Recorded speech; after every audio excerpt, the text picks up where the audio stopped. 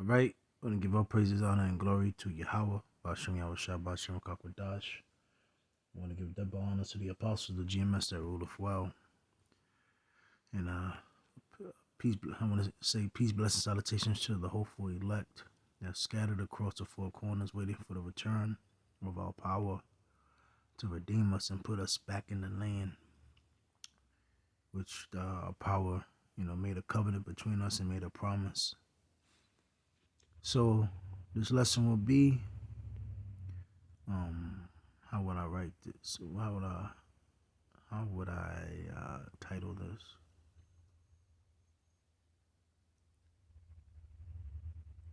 When did this happen? And why isn't this happening now?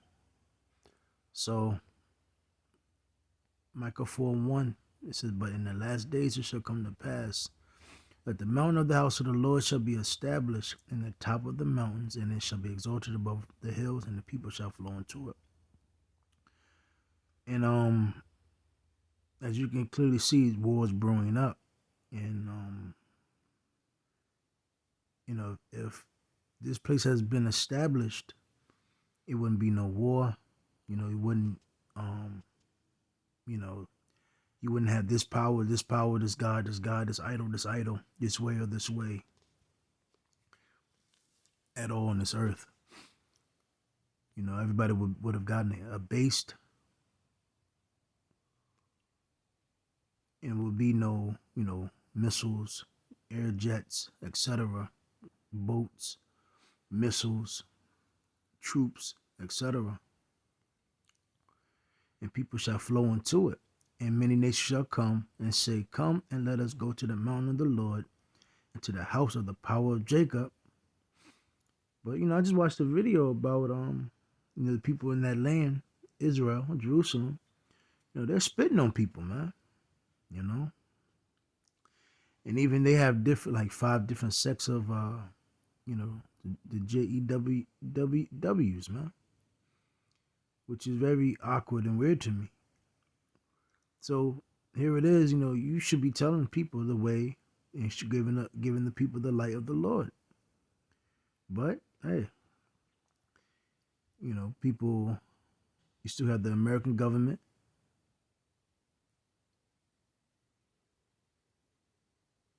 Shalaki.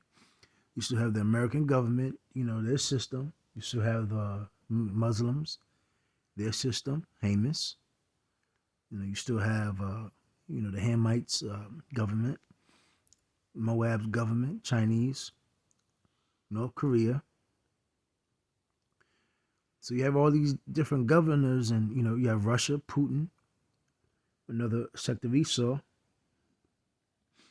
You have all these different governments, which is ruling and setting up their infrastructure in their way. Nobody's coming to Jerusalem to learn the way of the Lord. So this is the big contradiction to the people that's in the land. And now they're talking about people in Israel got bombed. So this clearly shows or indicate, and we understand Esau has something to do with it as well. Stir things up to bring in this new world order. But the point is this: if there are all the people in the land, this would never even came up about. So there's all lies and deceit. And many nations shall come and say, "Come and let us go to the mountain of the Lord and to the house of the power of Jacob, and he will teach us of his ways, and we will walk in his paths. For the law shall go forth of Zion, and the word of the Lord from Jerusalem." So you have Moab coming there. You have us so-called Black African Americans. We will be going over there. You had the so-called Mexicans and the so-called Puerto Ricans, the Dominicans, the real Hamites, Africans. They'll be going to Jerusalem, and all these nations, they'll be going to Jerusalem, man. Wanting to learn the way of the Lord. We will all be admitting, yeah, man. We the Gentiles, but we want to learn the way of the real chosen people, And it says, And he shall judge among many people and rebuke strong nations afar off. And they shall beat their swords into plowshares and their spears into pruning hooks. Nation shall not lift up a sword against nation, neither shall they learn war anymore. And man, it's supposed to be, and it's about to be a civil war here in America. Nations rising up against nations, man. So it's a big contradiction. Let me see. And it goes on to say, how the Lord's going to redeem and sit them above everybody, but it's war going on. So contradiction. It's just it's not. Let me see. Oh yeah, Isaiah 60:12. For the nation and kingdom that will not serve thee shall perish. Yeah, those nations shall be utterly wasted. So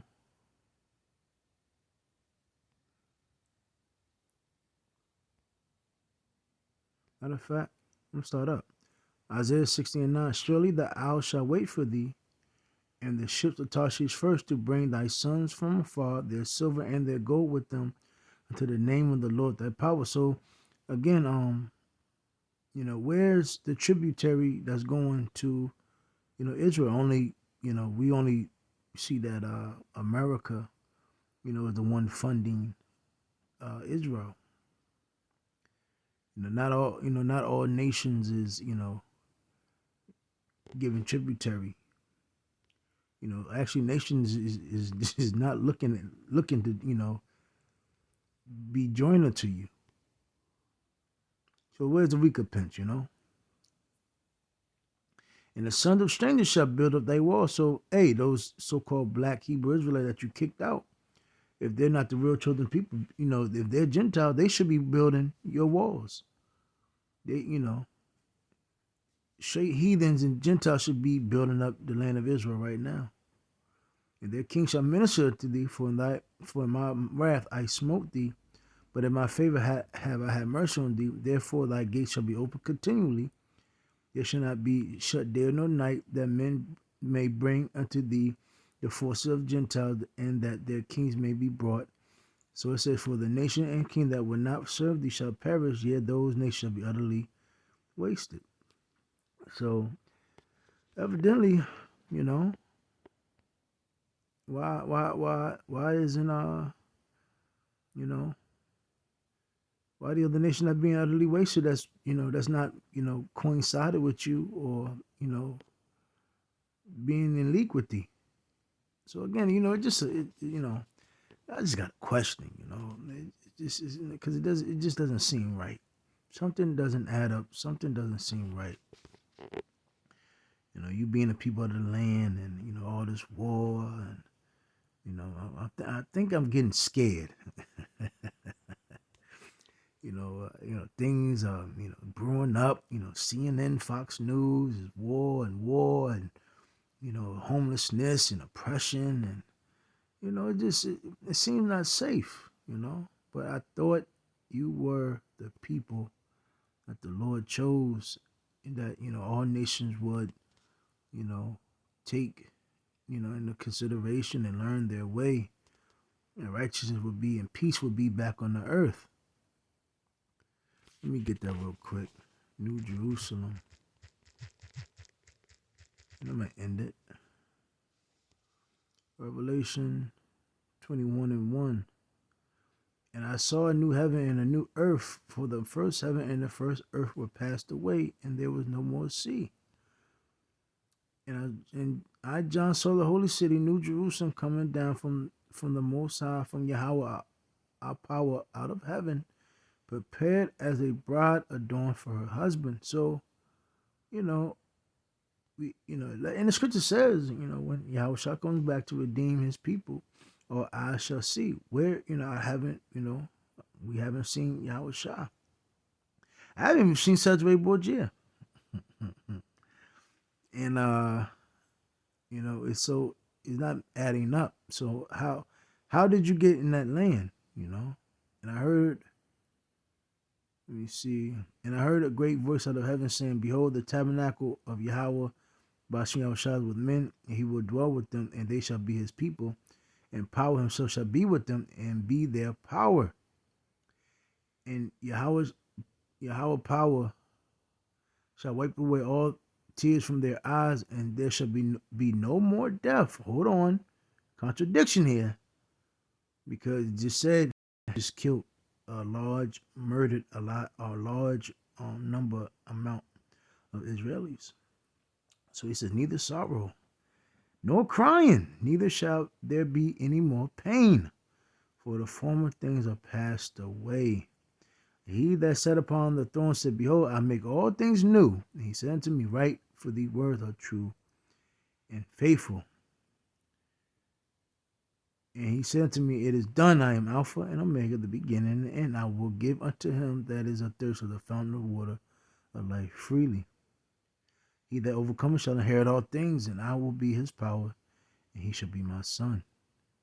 So again, why is there, sorrow? Why is there death? Why is there crying? Where is Yahushua? Where was the deliverance?